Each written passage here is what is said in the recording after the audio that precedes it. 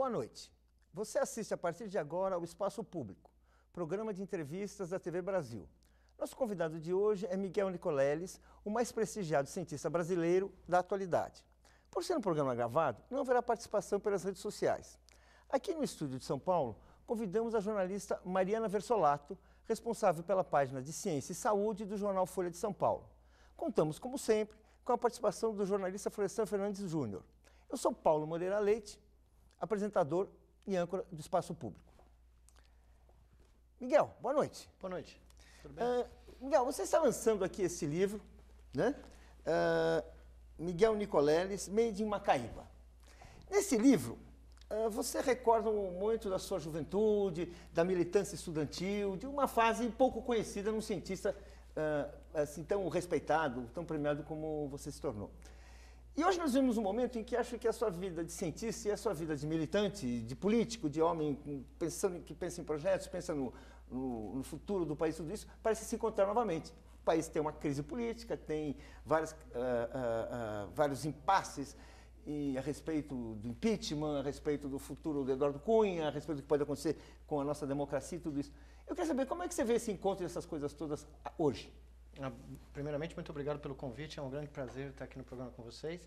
É uma coisa muito curiosa, inclusive nos meus 2 livros aqui no Brasil, eu tentei contar essa colisão, porque eu, antes de ser cientista, antes de me formar em medicina, eu realmente participei ativamente do movimento estudantil na época da ditadura, né? Eu dizia para os meus pais que eu conheci São Paulo em passeatas pelas ruas do centro de São Paulo e nos anos 80, né? Então, eu nunca esqueci disso. Isso sempre fez parte da minha ciência. Apesar de eu ser neurocientista, que é uma coisa extremamente técnica, voltada a entender como a mente humana funciona, como são os circuitos neurais, eu sempre carreguei essa formação humanística que eu tive aqui na USP e no Brasil, durante a minha juventude, e sempre lá nos Estados Unidos, depois de 27 anos lá, eu nunca deixei de pensar que o cientista também tem um papel fundamental na construção de uma democracia, porque, afinal de contas, o controle dos meios de produção do conhecimento no século XXI são essenciais para você ter uma democracia verdadeira. Então, é muito difícil isso nos Estados Unidos, você não consegue conversar sobre política com os cientistas americanos. Eles não têm o menor interesse em debater a realidade política do país.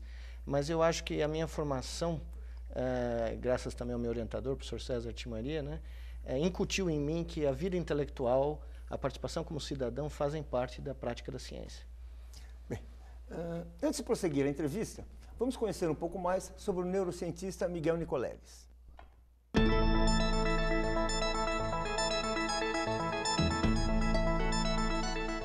Formado em medicina pela Universidade de São Paulo, Miguel Ângelo Laporta Nicoleles nasceu na capital paulista em 1961. Com 26 prêmios e títulos internacionais entre 2008 e 2015, nos últimos anos, Nicoleles se tornou o mais respeitado cientista brasileiro da atualidade e já foi considerado um dos 20 mais influentes do mundo pela revista Scientific American. Ele é co-diretor do Centro de Neuroengenharia da Universidade de Duke, nos Estados Unidos. Também criou e lidera o Instituto Interamericano de Neurociências de Natal, no Rio Grande do Norte, assunto de seu livro mais recente, Made in Macaíba, a história da criação de uma utopia científico-social no ex-império dos Tapuias. As pesquisas científicas de Nicoleles ficaram conhecidas do grande público na abertura da Copa do Mundo de 2014 no Brasil, quando sua equipe realizou uma demonstração de um exoesqueleto controlado pelo cérebro de um paciente paraplégico. Nicoleles costuma dizer que Santos Dumont, um dos pioneiros da aviação, foi o maior cientista que o Brasil já possuiu. Fazendo pesquisas e experiências situadas na fronteira do conhecimento, ele está convencido de que o melhor caminho para um país ser um polo científico é estimular projetos ambiciosos.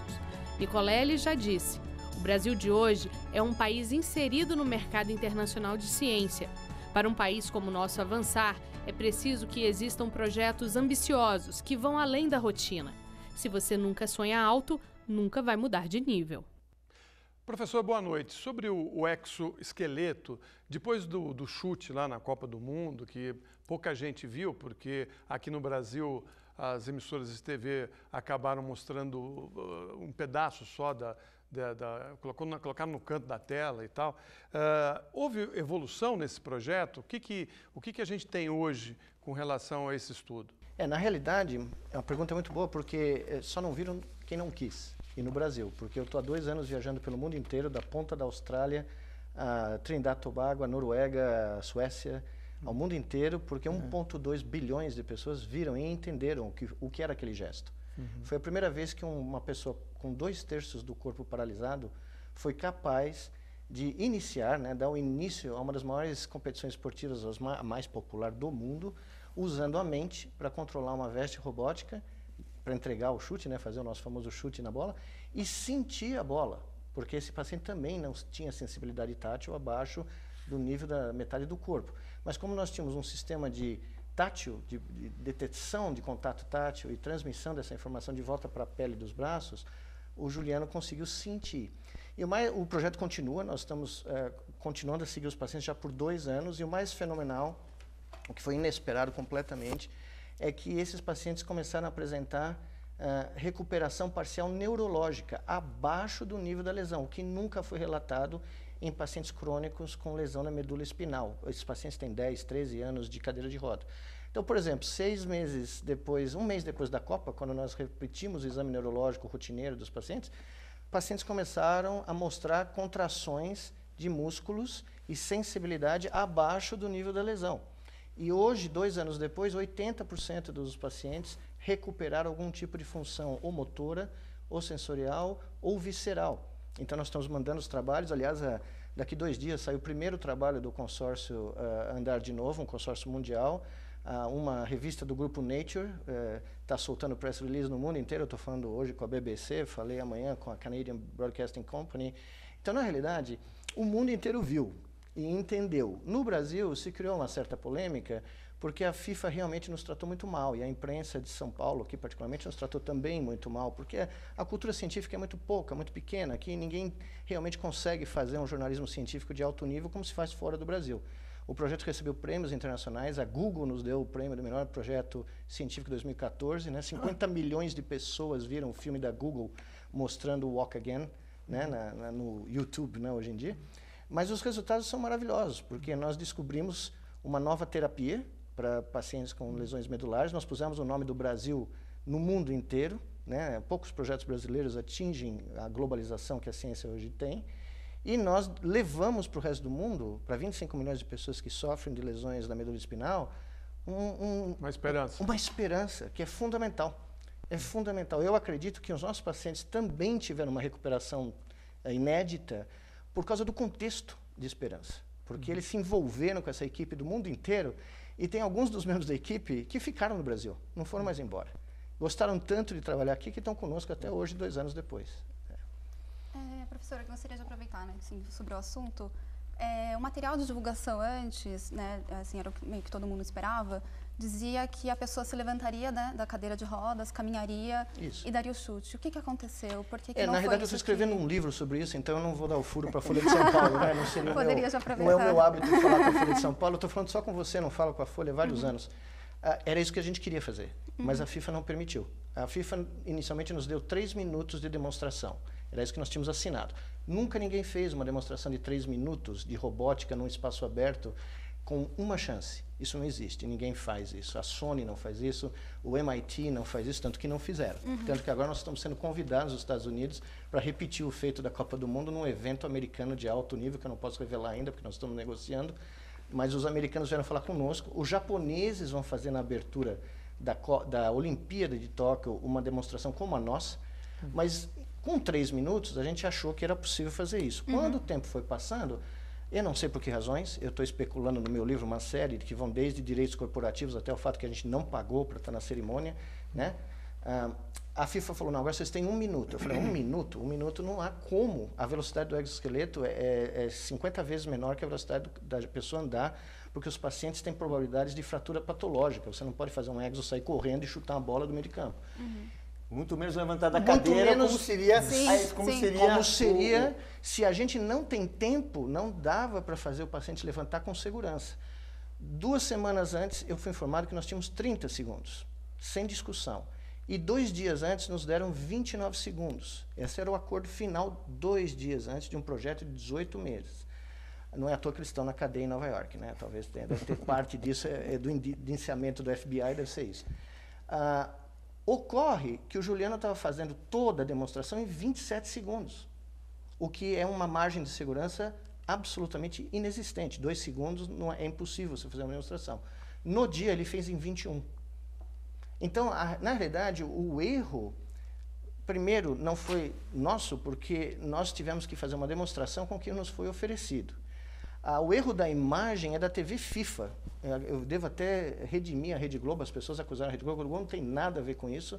Quem grava tudo lá dentro é a TV FIFA e quem distribui a mixagem de imagens, pelo menos dentro do campo, é a TV FIFA. O que aconteceu aqui em São Paulo, aqui no Brasil, foi que puseram o ônibus da seleção e tiraram o foco do chute. O chute ficou numa janelinha pequenininha. No resto do mundo, o chute foi mostrado integralmente. Em nenhum lugar do planeta, eu dei mais de 70 palestras nesses 2 anos, ninguém falou absolutamente nada. As pessoas entenderam, porque o gesto que nós queremos mostrar é exatamente isso, que a ciência pode penetrar nesse espaço e a ciência pode fazer algo pelo bem da humanidade, basicamente. Paulo, se me permitir, professor, o senhor falou aqui da Folha de São Paulo, que não dá entrevista para a Folha, e tem uma série de jornalistas aqui no Brasil que não gostam do senhor. Sim. A revista Veja também não gosta, né? O Roger, o Reinaldo Azevedo, o senhor vê um padrão aí, não vê? O senhor vê um padrão aí? Não, eu estou querendo só saber o seguinte, qual é o problema que o senhor tem com a imprensa brasileira, já que a imprensa internacional o respeita tanto? O senhor mesmo disse aqui na abertura que a BBC fez uma entrevista, que amanhã vai fazer uma outra entrevista com um outro órgão de imprensa internacional, e as revistas de ciência no mundo o têm na mais alta distinção. O que está acontecendo com o senhor aqui no Brasil? Não acontece nada, é só aqui em São Paulo. Eu tenho uma posição política muito clara, desde criança, está nos meus livros, é pública, né? E a minha posição política não agrada a certos jornalistas e certos setores. Quer dizer que se o senhor fosse contra o governo, o senhor seria gênio? Eu seria um herói, eu seria a Mariana Zatz. Eu seria um herói da ciência brasileira. Teria uma coluna em alguma... Eu teria uma coluna, programa de televisão, programa de rádio. Eu sou do corpo editorial da Scientific American, o primeiro brasileiro a ser do corpo editorial da Scientific American, que é a revista mais antiga de divulgação científica do mundo. Eu me orgulho profundamente porque eu fui convidado, não porque eu não sou, né? Eu não sou de lá, eu sou daqui. Eu fui convidado pelo trabalho realizado no nosso laboratório e eu escrevo regularmente para a Scientific American, para o Guardian, e gosto muito porque eu acho que a divulgação científica é muito importante. A única coisa que eu peço à imprensa brasileira é que me trate com lealdade e correção e ética jornalística. É a única coisa que eu peço. É o que eu peço para qualquer jornalista do mundo inteiro.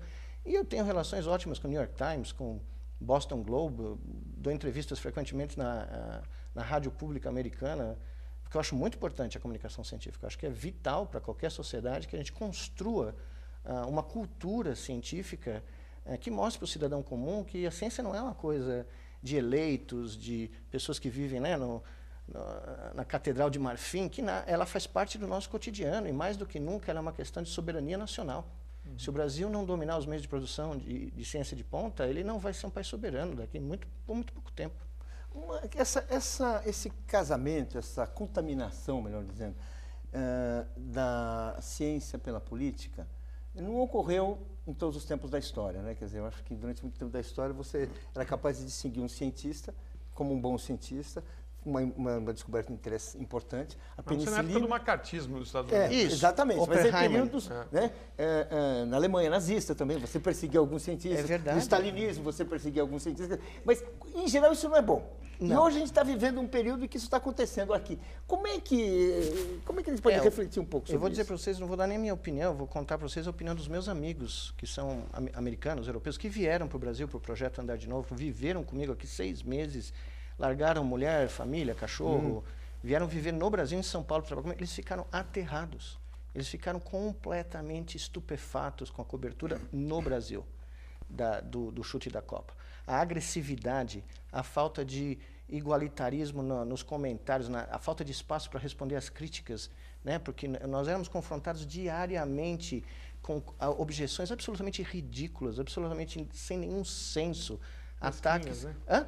Até mesquinha, fofoca, mesquinharia. Nós estávamos trabalhando com 8 pacientes paraplégicos. Na minha opinião, esses 8 moços e moças são heróis nacionais.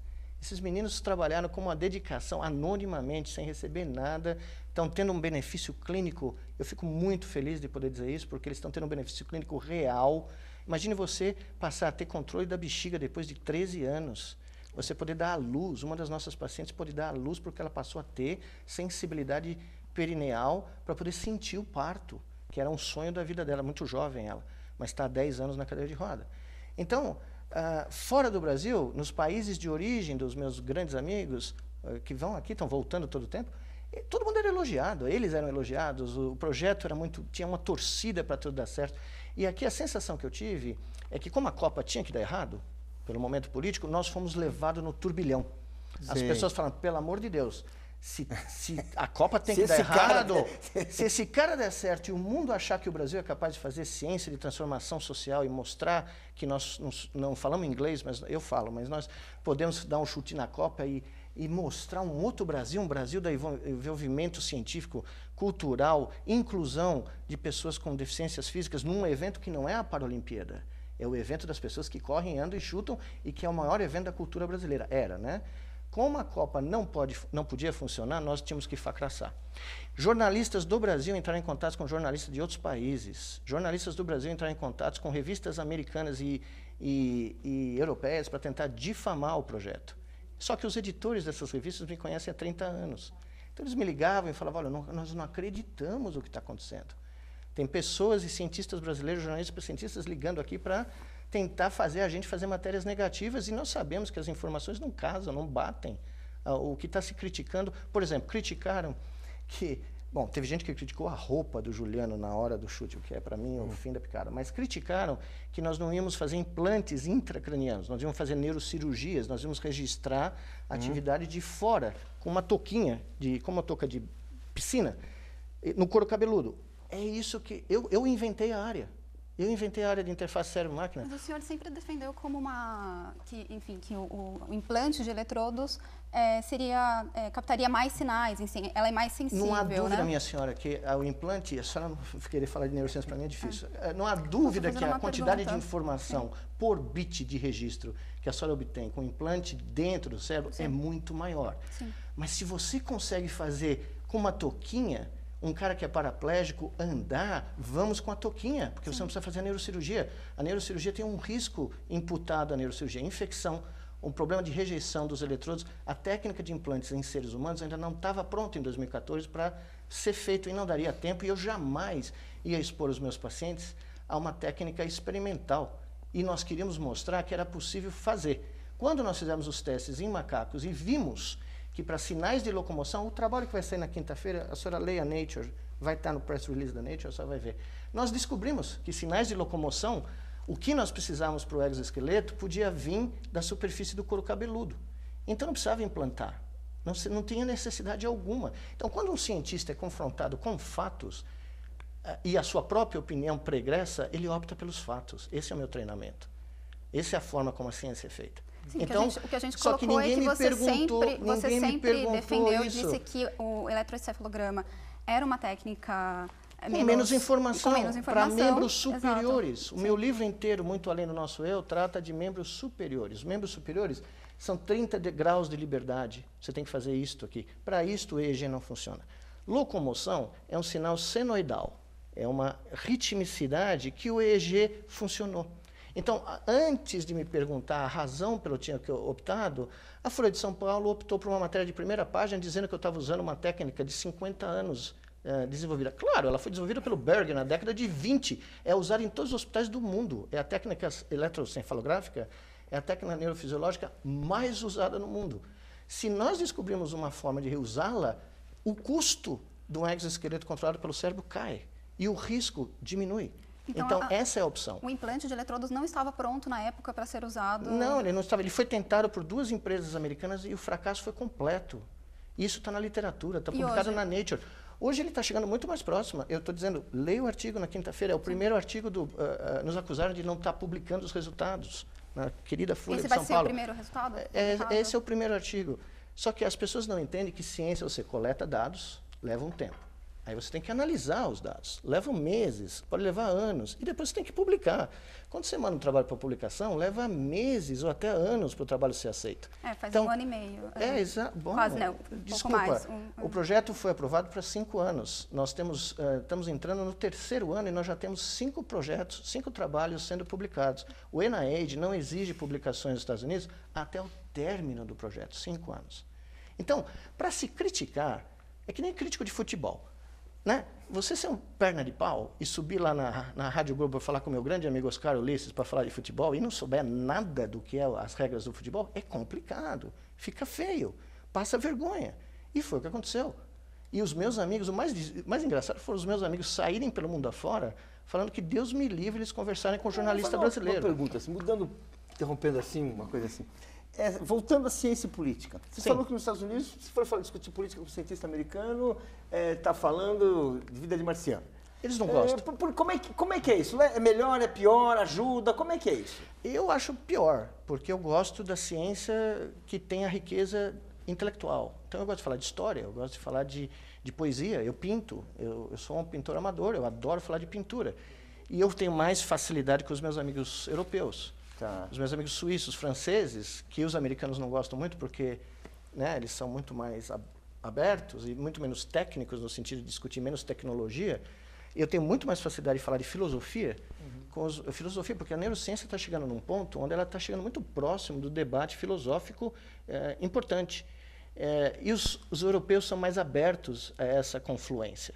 Então, a distinção mente e cérebro. O fato da ciência, eu não sei se eu estou fazendo agora o fato da ciência americana ter muita conexão com a empresa, com o negócio, isso faz com que o cientista evite, inclusive, examinar as consequências, os aspectos sociais, porque isso está fora do negócio. Exato. Eu não quero também generalizar, não é todo cientista americano que não quer falar. Eu tenho meu orientador americano, que é um homem que eu admiro profundamente, John Chapin, que é meu amigo até hoje, é um intelectual de primeira linha, intelectual shakespeariano, né? Mas não é a norma. Mas esse aspecto é muito importante. Nos anos 90, no final dos anos 90, as universidades americanas começaram a ter uma pressão muito grande para gerar startups, para gerar empresas de laboratórios. Eu nunca tive uma, nunca vou ter, porque eu vi o que aconteceu com os meus colegas que começaram a cair nesse redemoinho. A carreira deles foi destruída. Porque, como todo mundo sabe aqui, de cada 10 startups que são criadas, 9,5 vão para o buraco. Se você tiver uma startup universitária que funciona, é um milagre. Então, vários campos de transformação, né, de pesquisas básicas em companhias desistiram, inclusive, porque as patentes, o número de patentes não compensa, porque aqui todo mundo fala, vamos fazer mais patentes. Não é o número de patentes que importa, é o número de patentes licenciadas que conta. Porque aí, quando a universidade começa a ganhar dinheiro, o país começa a arrecadar recursos, né? Houve uma dizimação do modo intelectual de viver, pelo menos o que eu testemunhei, porque muitas pessoas da minha geração falaram, ok, eu vou ter minha companhia. E desistiram da vida acadêmica, não tinham como conciliar a vida acadêmica. Eu vi isso como o começo da destruição da universidade que eu conhecia. Do modo de uma universidade onde você está lá para pensar, refletir e ter tempo no modo, né, nosso de vida, de comunicar suas conclusões, né, de tudo aquilo que você faz, não só experimentalmente, mas teoricamente. Eu acho que isso influi, porque os europeus têm menos isso. Só que, curiosamente, eu fui professor visitante da Escola Politécnica de Lausanne, na Suíça, por 6 anos, eles eram totalmente contra esse modo americano. Aí um novo presidente da universidade tomou posse, ele foi treinado nos Estados Unidos, apesar de ser suíço, ele começou a implementar isso lá. E ele vai embora agora. E o cômputo geral é um desastre. Um desastre. A universidade vai contratar um presidente que vai na outra direção, buscando resgatar a tradição suíça da vida intelectual independente, protegida, com direitos de expressão total, sem a necessidade de você entrar no mundo dos negócios. Tá certo. Qual a utopia que o senhor realizou aqui no Brasil, no Rio Grande do Norte? Não fui eu, né? Foram todas as centenas de pessoas que trabalharam nesse projeto nos últimos 13 anos. Ocorre que Macaíba, eu descobri anos depois, era a sede do Império Tapuia, do rei Canindé. que foi a tribo Tupi-Guarani brasileira que resistiu a todos os invasores. Inclusive, eu gosto de dizer que eles comeram todos, porque eles mataram holandeses, portugueses, franceses, espanhóis e, como eles eram canibais de primeira ordem, né, Um bom churrasco. fizeram um bom churrasco de todos eles. E a utopia foi provar que a ciência pode ser um agente de transformação social, através da educação, através de projetos de inclusão voltados para a mulher e voltados para as crianças, evidentemente. Nós criamos um projeto educacional que se inicia no período pré-natal das mães, dos nossos futuros alunos, vai até escolas no turno oposto da escola pública, escolas de educação científica, e agora com a abertura do Campus do Cérebro, se tudo der certo, com uma escola de tempo integral que começa no nascimento e vai até o final do ensino médio. Vamos ouvir uma pergunta da professora Maiana Zatz, justamente sobre esse instituto. Perfeito. A gente sabe que para um centro funcional, o mais importante são os recursos humanos. E como é que ele pensa que vai conseguir atrair profissionais bons, qualificados, para fazer parte dessa iniciativa e principalmente para manter eles, né, porque salário nesse sentido é extremamente importante, para manter eles a longo prazo, porque é isso que a gente espera para que tenha sucesso essa iniciativa, esse empreendimento. A resposta é muito simples, porque nós já mantemos, já atraímos e já temos mais de 100 pessoas trabalhando nesse projeto desde 2005, a gente conversou isso. Cientistas, médicos, professores, educadores. Um projeto financiado pelos Estados Unidos? Não, o projeto do Campus do Cérebro de Macaíba, que é o tópico do livro que a Maiana está se referindo. Né? A Maiana nunca nos visitou, ela não conhece, então, como ela passou a vida inteira na USP, onde eu cresci, ela talvez não entenda que as pessoas também vão trabalhar por ideologia e por idealismo. Né? Na periferia de Natal, nós atraímos muita gente que queria ver um modelo de ciência diferente. E quando as pessoas chegaram lá, e nós temos cientistas de vários países que vieram para lá, eles basicamente viram que o que nós queríamos construir lá era um modelo de fazer ciência muito diferente do que existe nos institutos de pesquisa americanos, europeus ou mesmo no Brasil. A ciência está verdadeiramente embutida na filosofia de inclusão social do campus do cérebro. Então, por exemplo, cientistas vieram do Chile, dos Estados Unidos, Portugal, pessoas que não se sentiam com espaço para atuar, ou pessoas brilhantes, né? Tanto é que nós temos publicações de uma das nossas publicações que saiu na Neuron, que é uma das melhores revistas de neurociência do mundo, é uma nova terapia para a doença de Parkinson, que é uma doença que eu comecei na Duke, o projeto, e foi trazido para Natal, e Natal agora está se transformando no centro catalisador dessa terapia. Então, o campus do cérebro, ele é mais do que só uma universidade típica ou um instituto de pesquisa. Ele atrai pessoas que têm uma visão de nação, uma visão de Brasil diferente, que querem contribuir para essa disseminação do conhecimento. Então, nós hoje temos condição de remunerar essas pessoas decentemente, num salário muito razoável. Não é a questão salarial que vai definir a viabilidade do projeto. O que define a viabilidade do projeto é o fato de que ele se transformou num projeto de inclusão que é o mais conhecido fora do Brasil. Dos projetos científicos brasileiros é o que mais é conhecido. A Nature, a Science, Scientific American, todas as revistas de ponta já se referiram a esse modelo novo de fazer ciência, que é a história que eu conto no livro. Né? Agora, colocando a pergunta da professora, retomando um pouco, tem algum risco de continuidade do projeto? Bom, no Brasil tudo tem risco, né? Até o Palmeiras tem risco de não existir amanhã de manhã, né? É difícil dizer. No momento eu não creio que não, né? Porque é um projeto que tem 13 anos, que tem mais de 60 mil mulheres atendidas na periferia de Natal em 7 anos, mais de 11 mil crianças formadas no curso de 3 anos de educação científica. Essas crianças estão agora entrando nas universidades federais do Nordeste, o que era inexistente, né, no bairro de Felipe Camarão e na Cidade de Esperança e em Macaíba, que são as regiões que a gente cobre. São regiões, como o senhor deve imaginar, da periferia de Natal e da cidade de Macaíba, que é uma cidade dormitório. Né? Se for pelo mérito das realizações científicas e sociais, não tem como. Mas como a crise econômica no Brasil é uma crise que ninguém é capaz de prever, e como hoje, depois de muitos anos do projeto ser suportado por doações privadas, porque nós começamos só com doações privadas, como hoje o governo federal é o maior acionista desse projeto, aliás, ele controla o projeto inteiro, né, é uma organização social federal sob o controle do Ministério da Educação, Evidentemente que eu não posso prever o futuro a longo prazo, mas se depender da nossa disposição, a disposição de todos que estão envolvidos, ele é um projeto que vai ser perene, sem dúvida nenhuma. Vamos fazer um rápido intervalo, mas voltamos em instantes com o neurocientista Miguel Nicoleles. Não saia daí.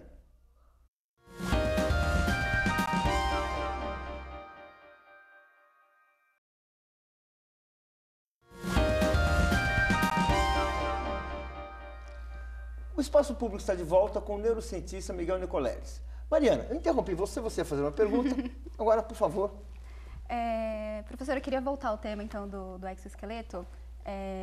Enfim, sanar aqui algumas dúvidas, que foram as dúvidas que surgiram ali, né, na época, né, por muitas pessoas. E a gente já falou aqui sobre por que foi tão curto, que foi uma coisa que realmente muitas pessoas ali perguntaram. E o senhor falou que a FIFA o maltratou bastante. Uma curiosidade, o senhor pensou em publicar um vídeo depois mostrando o que não pôde ser mostrado na televisão? Está no Facebook, teve 50 milhões de acessos. Mas um vídeo fazendo ele levantando da cadeira de rodas? Não, nós fizemos ele andando durante... Fazendo o que estava programado antes, né? Não, porque quando a FIFA disse para nós que não ia poder fazer, nós começamos a focar especificamente no que seria feito a demonstração. Porque, veja, nós tivemos que construir um exoesqueleto do nada. Nós tivemos 18 meses. O processo de tramitação no Brasil demorou quase 2 anos. O Japão começou a fazer para a Olimpíada 2020 2 anos atrás. Então, eles vão ter 5 anos para trabalhar. Nós tivemos 18 meses para construir o exo, selecionar os pacientes, estudar o controlador que ia ser usado e programá-lo, porque são 1000 e tantas linhas de programação. Professor, só para esquecer no meio, só para interromper, exoesqueleto é o quê? O esqueleto externo? Isso, o que é? Desculpa. Até agora eu fico adivinhando. É quase um robô, né? É uma veste, explica o exoesqueleto é uma veste robótica, né, que foi, o termo vem dos insetos, como o besouro, que tem uma carapaça rígida que protege um corpo delicado interno. Então é da onde vem o termo, o exoesqueleto. Mas em robótica ele foi adaptado para descrever uma veste robótica que pessoas normais podem usar para aumentar a força, resistência, proteção, né, não cair. E no nosso caso, nós criamos o primeiro exoesqueleto que é controlado pelos sinais cerebrais e devolve sinais de volta. Então, voltando à sua pergunta, nós tivemos que assinar um contrato de non-disclosure com a FIFA, quando nós concordamos em participar. Então, tinham várias coisas que a FIFA não queria que nós pudéssemos mostrar. Até hoje, eu não posso mostrar as imagens originais da TV FIFA, porque a TV FIFA não cedeu as imagens para nós, nem para eventos científicos. Ocorre que nós gravamos. Então, o que nós fizemos? Dentro das normas que a FIFA impôs para que a gente pudesse participar, nós gravamos vários vídeos, clips, e tem um documentário que vai ser lançado no Brasil, provavelmente no ano que vem, com imagens do behind the scenes, como a gente fala, né? Atrás das cenas, né? Os bastidores, para mostrar o grau de dificuldade e como foi complexo chegar naquele momento. Então, nós temos filmes no meu Facebook, como eu disse, tiveram 50 milhões de acessos. Eu vi esse vídeo aí, até a pessoa que está caminhando, isso, ela fica muito feliz. Assim, ela começa a sorrir assim, com uma felicidade incrível por estar caminhando. Exatamente. E estar sentindo as pernas, eu imagino. E sentindo as pernas, porque nós criamos, com o feedback tátil, pela primeira vez, nós induzimos, na neurociência, o fenômeno de membro fantasma. Nós conseguimos descobrir uma técnica que faz o que os amputados sentem normalmente, nós conseguimos artificialmente induzir. Então, as pessoas literalmente achavam que estavam andando. E eles falam isso enquanto estão andando.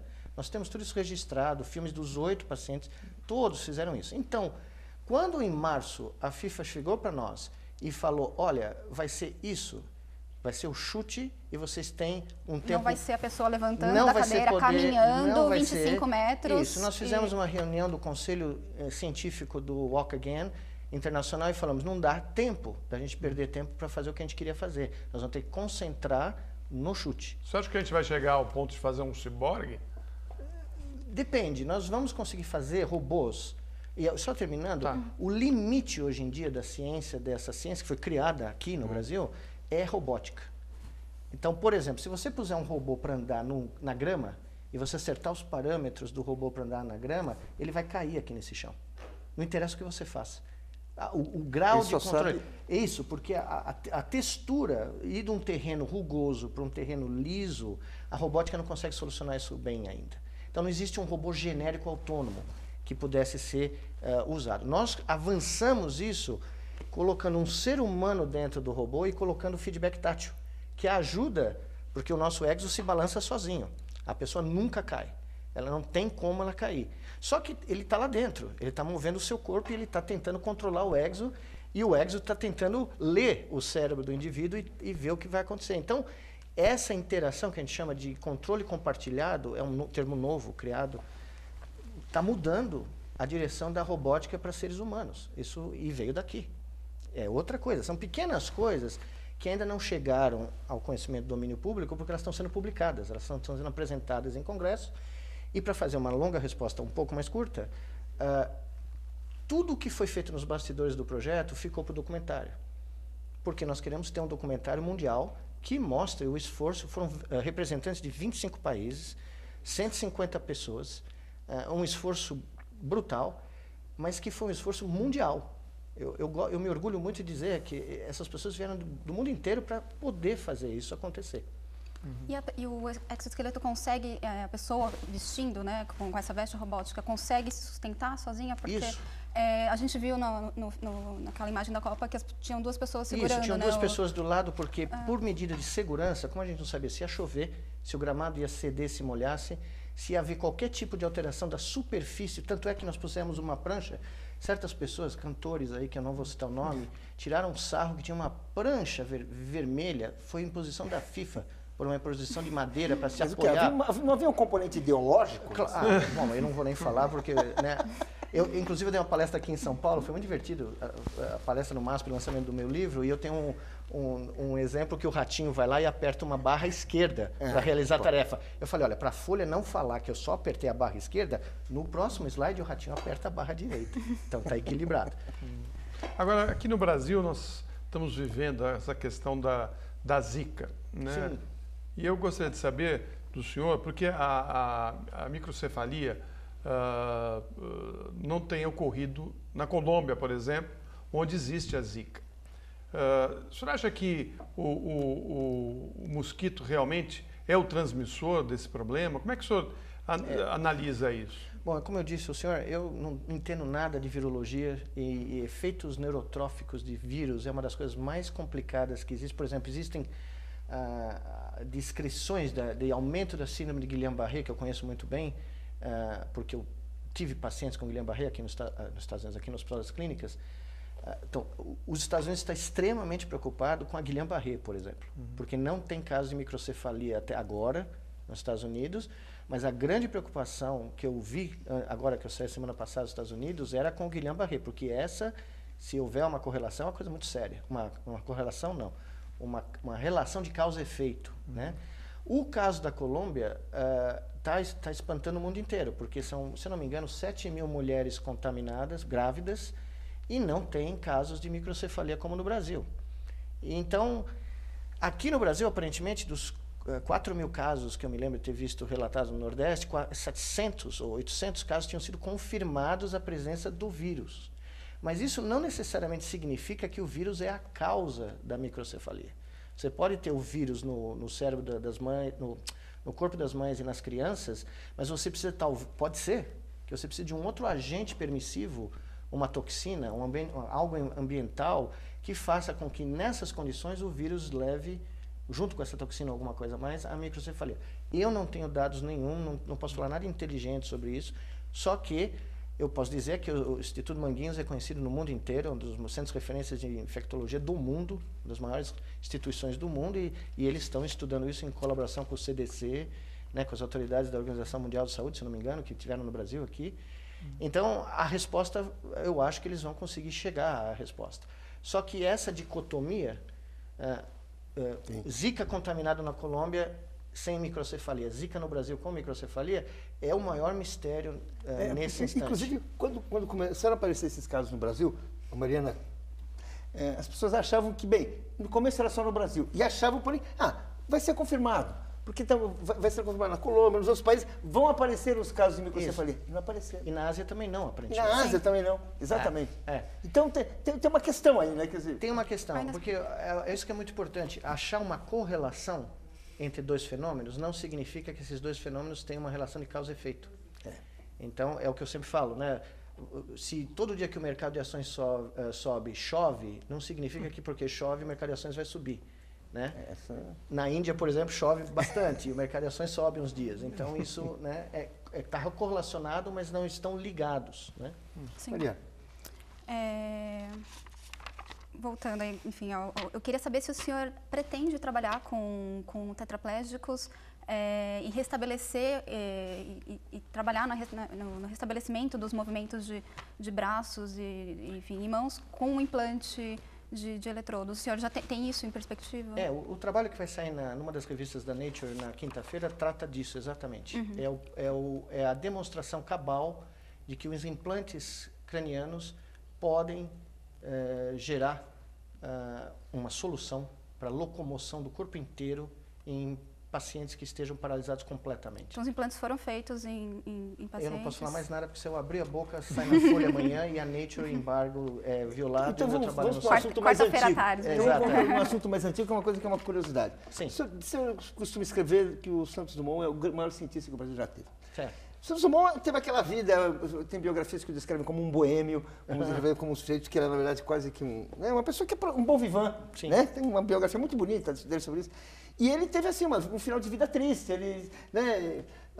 Enfim, eu queria que o senhor explicasse um pouco, até porque nos Estados Unidos contesta-se, né?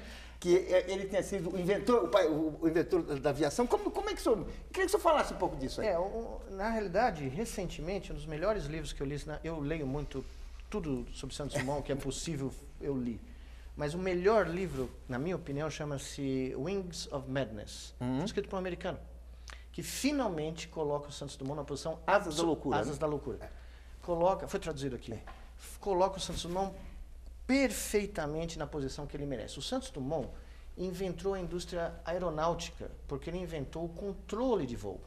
Isso serve para balão, dirigível e avião. Na Europa, do começo do século XX, aviões eram considerados coisas de criança, é uma coisa que ninguém queria encostar. Todos os grandes aviadores, todos os caras realmente parrudos, inclusive o Zeppelin, que só conseguiam fazer o Zeppelin ser controlado depois que ele viu o que o Santos Dumont tinha feito, diga-se de passagem, todos eles se concentravam no dirigível. Eles achavam que o avião era uma coisa... Os americanos, desde o início, não gostavam de dirigível. Eles queriam fazer um avião.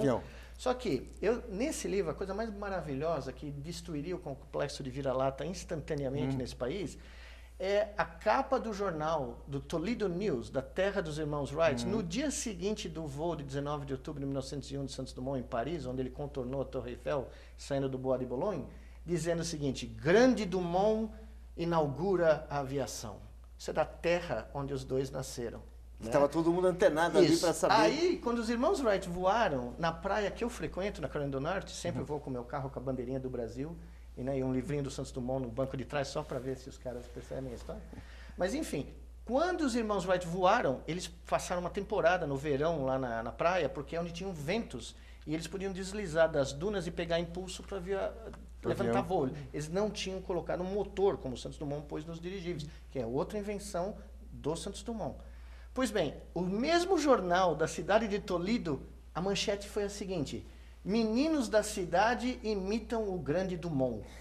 E está no livro. Está no livro. O cara recuperou as manchetes e pôs lado a lado, ou seja, os americanos, no começo do século 1906, sabiam que porque o Santos Dumont foi a primeira celebridade do mundo, né? O Edison, o Lord Kelvin, queria saber quem era o Santos Dumont. Todo mundo o presidente dos Estados Unidos, Theodore Roosevelt, recebeu o Santos Dumont na Casa Branca, porque ele era o maior herói do começo do século XX. Ninguém fala isso aqui. Não né? fala mesmo. O senhor que o senhor citou aí, o Maynard, disse que o Santos Dumont é uma fraude. Né? Mas ele está em Veneza, né? Ele está longe, porque parece que ele não pode entrar no país, tem essas coisas. Mas, enfim, o Santos Dumont, ele criou a indústria da aviação porque ele descobriu a física do voo controlado. Quer dizer, não é o voo, não é o 14 bis a grande coisa dele. Não é. Isso não é importante. Ele não é o 14 bis. Ele está comemorando a festa errada. Exata, exatamente. E o pessoal da Aeronáutica do Brasil sabe disso. O pessoal sabe muito bem. O voo do 14 bis é uma distração do Santos Dumont. O grande voo do Santos Dumont, como eu falei, 19 de outubro de 1916, é quando ele demonstra que você precisa de um estabilizador vertical, um estabilizador horizontal, você precisa de um motor com uma hélice para te dar a propulsão, você tem que controlar o pitch do dirigível, e você tem, como o Santos Dumont era maluco, ele sentava num selim de bicicleta. E ele não tinha cinto de segurança, tinha nada, ele estava de terno, gravata. Ele podia estar deselegante, né? Não. Podia estar com roupa de mecânico, né? Eu esqueci de dizer que um dos lenços do Santos Dumont, não que ele voou lá, um dos lenços de seda monografado, lindo que ele tem, estava no bolso do Juliano, quando ele chutou a bola na Copa do Mundo, porque a família do Santos Dumont ficou tão emocionada com a gente chamar o Exo de Brasil Santos Dumont 1, que nos trouxe o lenço para o Juliano usar. É um toque poético que só poderia acontecer no Brasil. Nos Estados Unidos jamais isso aconteceria, mas aqui aconteceu. Então, o Santos Dumont, como referência aeronáutica, para vocês terem uma ideia da importância dele, ele é o único cientista brasileiro que dá nome a uma cratera na Lua. Você vai lá, tá lá, Isaac Newton, Charles Darwin, Albert Einstein, e lá do lado do Mar da Tranquilidade, onde Neil Armstrong pousou, um pouquinho ao norte, tem uma cratera de 5 km de diâmetro. 5 km é grande? Então não é uma craterinha. Não é uma craterinha pequenininha. Do lado da cratera, se não me engano, Euler. Euler, o cara que inventou, né, boa parte da matemática. Tá lá, Alberto Santos Dumont, porque os caras da NASA, eu dei aula na NASA um ano atrás. Quando eu cheguei lá, os caras falam, pô, é a primeira vez que nós podemos conversar com um brasileiro que sabe quem é Santos Dumont de verdade. Os caras da NASA falando. Os brasileiros não sabem, né? Não, porque teve muita gente que deve ter ido lá e não falou. Eu falei na minha aula, olha, eu estou na NASA, mas eu queria dizer para vocês que só tem emprego hoje aqui, porque teve um brasileiro que inventou todo o negócio. E, curiosamente, só para finalizar, o Neil Armstrong pousou na Lua no dia do nascimento de Santos Dumont. É uma coincidência maravilhosa. Né? Bom, acho que a gente não pode fazer esse programa sem o senhor falar para os tetraplégicos quais são as perspectivas para eles com relação ao desenvolvimento e até a condição de se locomoverem sozinhos. O senhor acha que a curto prazo isso vai ocorrer? O que a gente pode esperar para esses casos? Fora do Brasil, uma das coisas mais importantes que aconteceu como resultado do projeto Andar de Novo foi a multiplicação das iniciativas de se construir exoesqueletos controlados pelo cérebro com feedback tátil. Isso não existia. E depois, então apareceram grupos japoneses, grupos suíços, americanos. Ou seja, houve um entusiasmo, inclusive vai ter agora em Zurique, se eu não me engano, eu acho que agora em junho, vai ter uma primeira competição, né, de certos protótipos para certas coisas, não exatamente o que nós fazemos, porque a indústria de robótica mundial e os grupos de robótica mundial descobriram que existe um novo campo da robótica, que é a robótica onde tem um ser humano no meio que não necessariamente pode se mexer, mas que o cérebro está funcionando. Então isso muda tudo, porque quando você põe um cérebro misturado com um robô, existem não linearidades de interação que não eram previstas, que você não sabia como fazer para programar. Então, a grande descoberta do WCAG, na minha opinião, é o fato de que mesmo pacientes que foram classificados como clinicamente tendo lesões completas, é o tema de um dos nossos papers que está sob revisão, é capaz de haver alguma melhora neurológica depois de anos dessa lesão. E a gente acha que é porque a lesão clínica, para ela se manifestar, para uma pessoa ficar completamente paralisada e não ter sensação nenhuma, ela não necessariamente implica que todos os nervos da medula espinal foram cortados, foram destruídos. Alguns, uma fração pequena, pode sobreviver, mas está quieto, está desligado.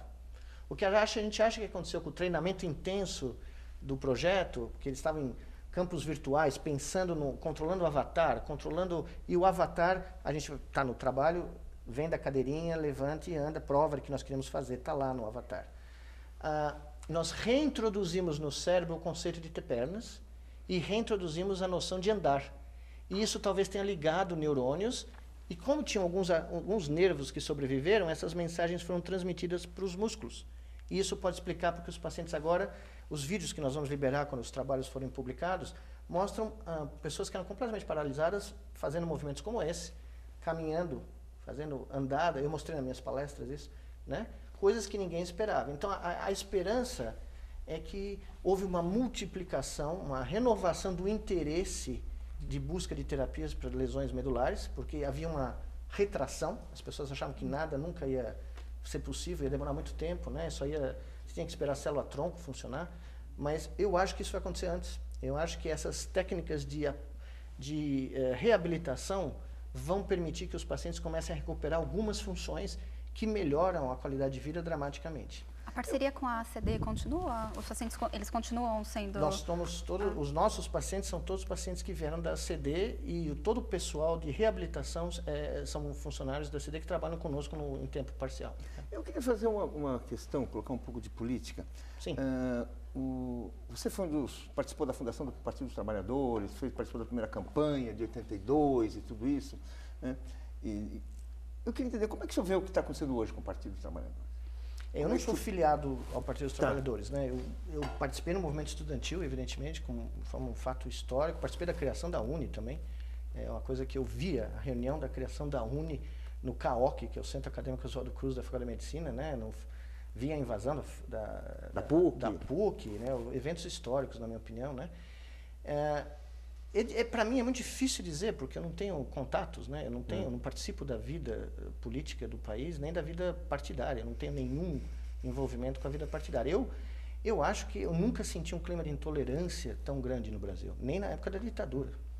Vocês são da minha geração, eu vivi aqui nos anos 60, 70, 80, fui embora nos anos 80, eu nunca me senti vivendo num clima tão intolerante quanto nesses momentos aqui no Brasil. Agora, o Vaticano também foi intolerante com o senhor, não foi? Bom, Poderia para o senhor contar como é que foi essa história? Essa é uma história longa. Ele foi intolerante, eu não sei nem se foi o Vaticano.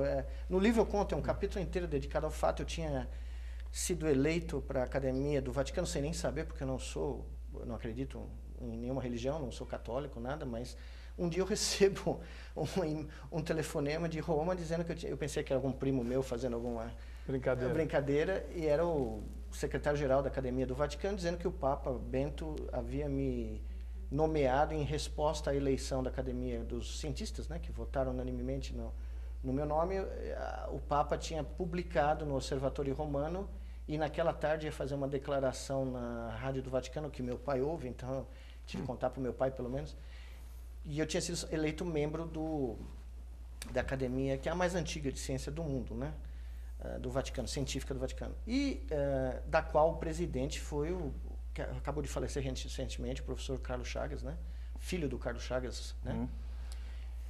Eu falei, olha, eu não sei se eu posso aceitar, porque eu não tenho nenhuma ligação com a Igreja Católica. Ele falou, não, aqui nós não aceitamos só membros da Igreja Católica, tá? Enfim, vai sair em janeiro a data da sua encontro com o Papa para receber a sua insígnia, o anel que você ganha lá. E nesse ínterim eu escrevi um artigo aqui num site do Azenha, da Conceição Lemes, o Viu Mundo, me posicionando na eleição de 2010. E achei que fui embora para casa, né? E um dia eu recebo um telefonema em janeiro, 2 meses depois. Nesse artigo você discutia aborto? Eu discutia tudo, eu discutia exatamente o clima de intolerância da campanha da época, de 2010, né? Que eu vim para o Brasil passar 2 semanas aqui, fiquei atordoado com o grau de virulência tocando em assuntos religiosos, preferência religiosa, aborto, tudo. E eu escrevi esse artigo quase como um desabafo de uma pessoa que vive, um intelectual que não conseguia conceber esse grau de violência verbal, né? Muito menos do que hoje, né? Bom, esse artigo foi traduzido para o inglês e para o italiano por alguém aqui de São Paulo, foi transmitido para uma rede de 30 mil sites de fanáticos religiosos católicos nos Estados Unidos, começaram a me ameaçar, né? Tá virando padrão agora, receber ameaça de morte, né? E um dia eu estou lá e eu conto a história no livro, que eu recebo um telefone da minha secretária falando, olha, acabou de telefonar aqui o bispo da Carolina do Norte, e eu estava em Natal, 6 da manhã, e ele quer vir falar com você. Eu falei, o bispo da Carolina do Norte? Mas o que há? Eu nem sei onde fica o bispado da Carolina do Norte. Ela falou, não, ele tem que falar, e é coisa séria. Eu falei, como assim? Ele falou, ele tem uma carta do Santo Ofício. Eu falei, o Santo Ofício é a Inquisição, Susan. Ela falou, não, é isso mesmo, a Inquisição te mandou um ofício. Eu falei, não é brincadeira. Isso aqui é um filme do Monty Python, né? Ninguém espera a Inquisição da Carolina do Norte, né? Eu fui para lá, tomei o avião correndo, porque é uma coisa séria, pelo visto. O bispo veio todo vestido, paramentado, nunca tinha feito isso. E, basicamente, alguém daqui mandou uma carta para o Vaticano dizendo que eu era um infiel, que eu não ditava pelos moral da igreja, que eu era a favor do aborto, que eu não sou a favor do aborto irrestrito, pelo contrário, eu defendo que as mulheres têm que ter opção por si próprias nos primeiros trimestres, porque depois tem um problema sério, grave aí do que fazer, né? Mas, enfim.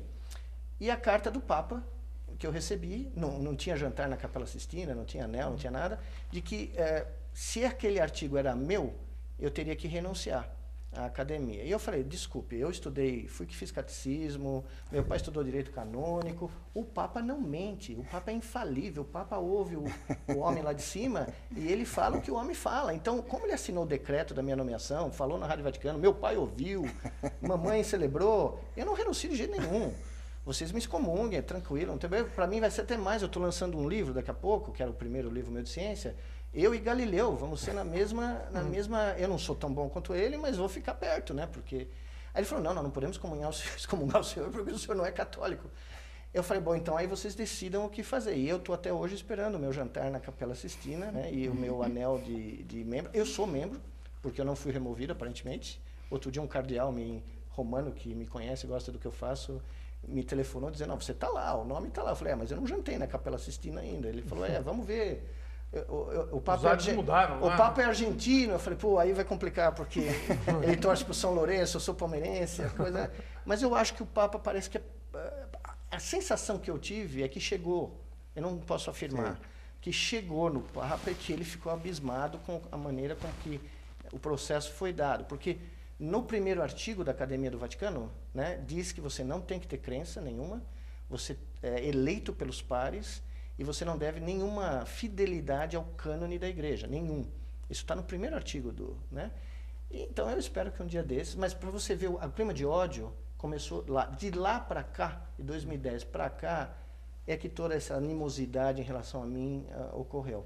Mas para mim, o que mais me toca não é o fato do Vaticano não querer que eu almoce de graça lá. Eu já fui na Capela Sistina, é lindo, não tem problema. É o fato que veio daqui. Porque esse é um padrão. É um padrão que se repete há 6 anos. Pessoas daqui ligando para entidades científicas de fora daqui, tentando prejudicar a minha carreira fora do Brasil.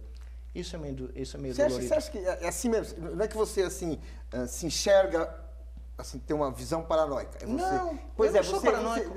Exatamente. Não, eu tenho provas. Eu tenho fatos, né? Bom, a prova do Vaticano é a mais cabal, né? É o único evento que eu relato aqui, porque eu tenho provas, né? Mas isso é muito difícil de o mundo científico, o mundo científico é tão mesquinho, tem guerras de vaidade, guerras por prestígio, guerras por verbas, como assim, os piores mundos aí. Tem gente que diz, olha, cuidado com qualquer coisa, porque usam-se provas, argumentos. Como é que é essa disputa? Não era para ser, né? E eu, quando virei cientista, não achei que era. Mas somos todos humanos. Você virou cientista depois da derrota de 82, né? Foi. Você fala, exatamente, bem, a política estava cansando, você foi fazer um cara que em tese era para não estar. Meu orientador era romano, né? Italiano. Bem, eu queria agradecer ao nosso convidado de hoje, o neurocientista Miguel Nicoleles, agradecer também a jornalista Mariana Versolato e Florestan Fernandes Júnior, especialmente a você que está nos assistindo.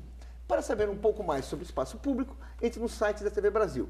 E na semana que vem temos um novo encontro marcado, na terça-feira, com mais um Espaço Público. Até lá!